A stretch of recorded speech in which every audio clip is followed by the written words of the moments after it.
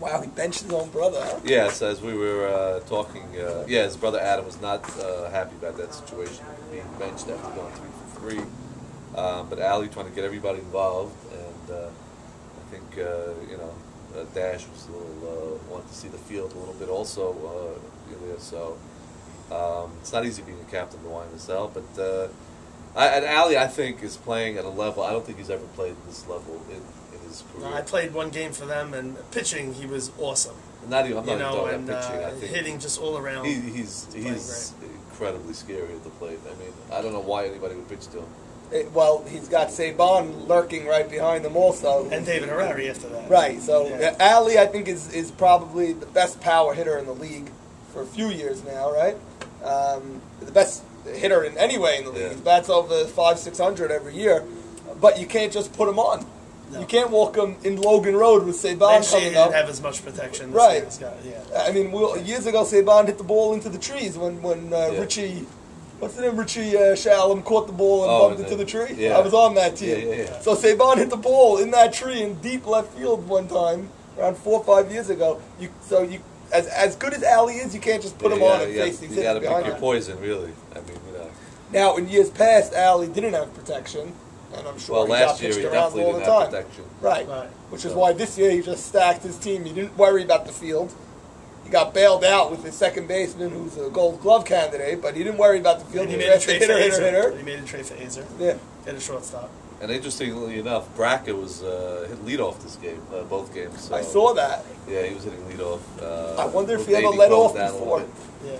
I think he used to back in his day. Yeah. So not exactly swift of foot, but he did go 4 for 4. And Hakeem was hitting second, so he really changed the lineup around a little bit. Obviously, it worked. They're scoring in bunches. These guys could hit. I saw Hakeem in first inning of the first game rip a line drive right off Yedid. Then Ali came up, hit that 3-run homer that we spoke about. I mean, every guy in this lineup can hit the ball. Yeah. So, and then that's what's going to dictate. I mean, now with Azer playing defense, anchoring it short, and Gold Glove candidate Jason Marshall at second, it's a different team than what we thought from day one. So, I think them and Yedid and Azer, you could look ahead, not to count the situation out yet. You could count them out. You could look ahead to the World Series. You're going to have Azer versus Yedid, or 1 and 2 or Ali on the season, or Azer versus Ali with all their hitters. So it's going to be an awesome World Series either way. So Yedid, your team, the Killer Z's, has a chance to go to the World Series. Killer Z's too. Almost a month after you've been eliminated from the league. Right. Well, let's see if they can do it. So, what is your prediction for the remainder of this series? Hate to jump ahead segments, but I think if any team is going to get swept this coming week, it would be Yedid by the Marshall team. This is what I feel, and I think if it comes down to a Game 5, I think the Marshalls would win that game too. So I don't think that the Killer Z's are going to be in the World Series. So this vendetta is going to continue on. Vendetta. This is a vendetta. Not a vendetta. Not one week you picked them to win. I picked you to win the finals. I also picked the Marshalls to be in the finals, I believe. So I don't even know if I picked my own team. I think it was you and the Marshalls. None of us picked this team that's the #1 seed. No, Azer. No, we did not. No. I think you even Who'd said you pick, by the way? You picked I picked my team. And then who? And we should have been in the World Series. And against who? No, I picked the Killer Z's, that's for sure. Maybe against the Killer Z's, maybe. Yeah.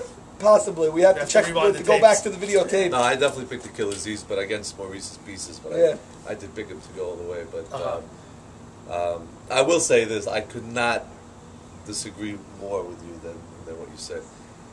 No doubt it's going to be a split this week, but I would put any amount that Ike did in the Game 5, in that situation. He's not going to lose that game. No. He's the composure, the experience.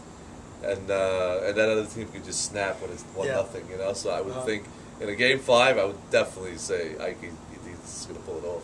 I want there to be a Game 5. I think Yedid sweeps this week. I don't think he wants to play Game 5.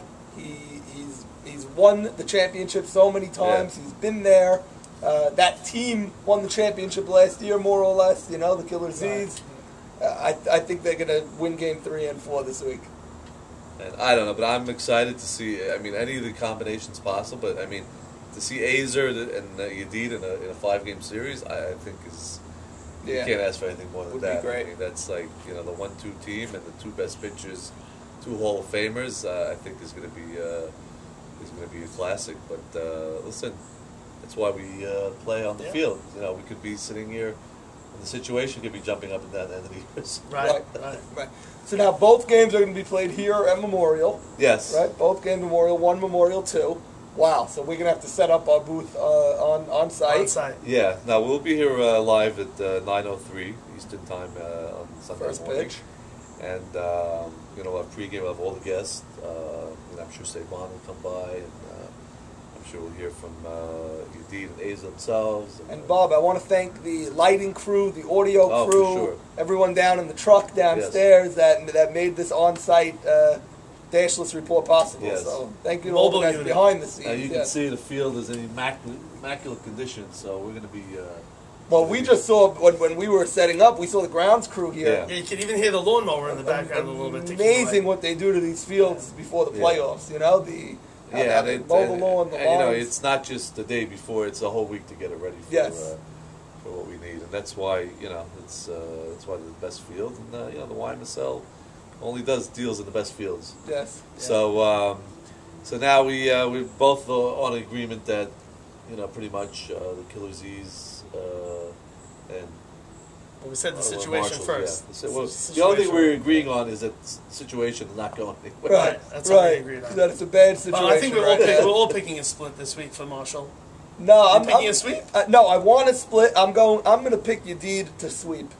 I think he's going to sweep. I'm picking a split. For that's it. I'm picking a split also. Okay. But I should say, if Yedid wins the first game, there's a great shot he could win the second game. So if Ali doesn't win the first game, it could be a problem. There's no way the Marshall sweep, which you said if someone sweeps the Marshall sweep, there's no way that happens. We'll see. And in the other game, maybe situation wins a pointless game 3 before falling down. I don't see that. I don't see them scoring more than 2-3 runs, and that's not going to cut it. And Red's not going to hold the team. You got Mo Shamba there. It's so much experience, and that's going to be over in a heartbeat. So it doesn't have the same buzz as the other series. Right. No, definitely not. Definitely they're going to go on Memorial 2, the long walk, and the main field is obviously going to be the marquee matchup, I would think. Actually, you're wrong. I think it's the other way.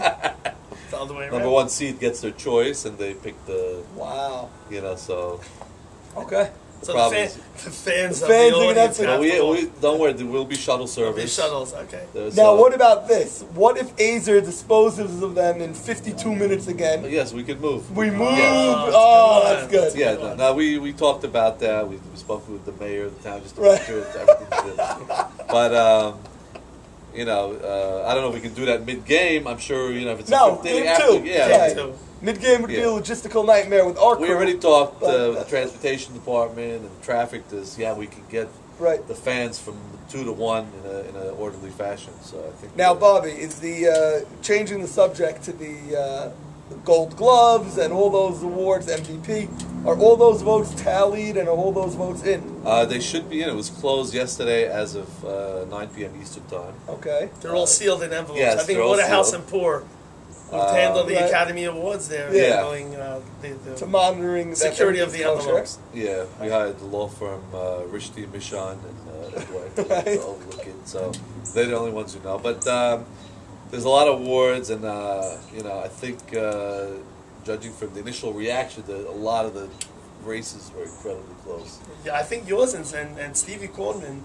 Very, very close. Really? Like a nail biter, I'm telling you. Well, Stevie Cornman, we saw him make an error yesterday. We saw him botch a pop-up. I think the votes are in already. The votes are in, so don't lobby. Okay, gotcha. What's in is in. Any surprises that we should know about? And I don't know the results of anything. I'm just asking. If there's anything you guys were surprised by? We're going to have to wait and see.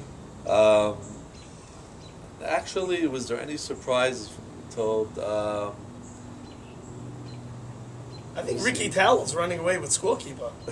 That's the inside word I got. Is Ricky Towell's running away? Well, Ricky Towell's in charge of counting the votes, so maybe.